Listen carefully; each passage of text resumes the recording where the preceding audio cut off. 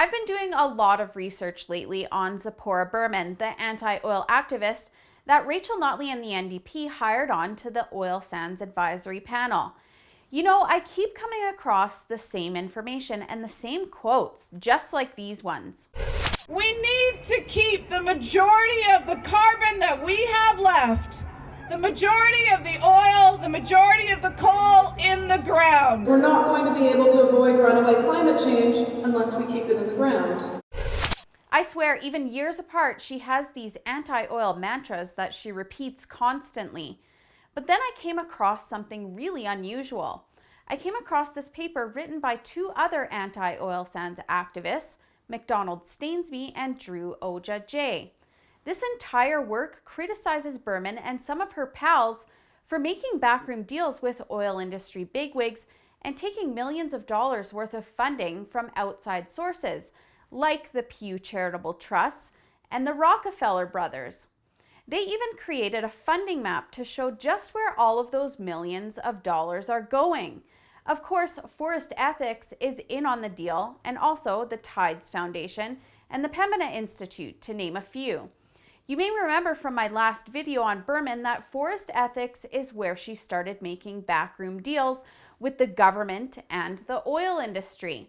And of course, the Rockefeller brothers and Tides back progressive causes by funding them with large sums of cash for their own gain. The Pembina Institute is pretty tight with the Alberta New Democrats, who stack their climate change panels with activists that work there. One interesting piece of the puzzle, though, is the oil companies like Syncrude and Suncor that are funding these environmental, non-governmental organizations. So it's not just anti-oil activists involved in the backroom dealings. In reading this report, it seems that the main issue that Stainsby and Jay have is that they're concerned that the real objectives and goals that they laid out and wanted to see met were being put on the back burner. And they highlight this with the example of resistance to logging in the Great Bear Rainforest, where activism was prevalent for decades. And you know, Berman's co-founded Forest Ethics was at the center of the movement at its peak. The author suggests that when Forest Ethics demanded an end to blockades and started cozying up to the BC government and logging companies, the cause to hold these entities accountable crumbled when Berman and other environmentalists welcomed the enemy to a negotiating table. You know, it's really bad when anti-oil sands purists, like the people that wrote this report, are against what you're doing when you're actually on the same team. But that really isn't where this ends. Berman now works for the BC government on their climate leadership team. So on top of the millions of dollars in funding she gets for her pet projects, like Forest Ethics, she's collecting double salaries in British Columbia and Alberta, paid for by your money, all with a chance to determine how these provinces will mandate oil and gas policies.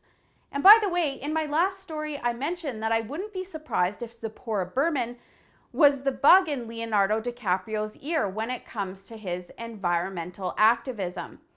It actually turns out she was an expert on his eco-crazed documentary, The 11th Hour. You think she'd let him know what a Chinook was.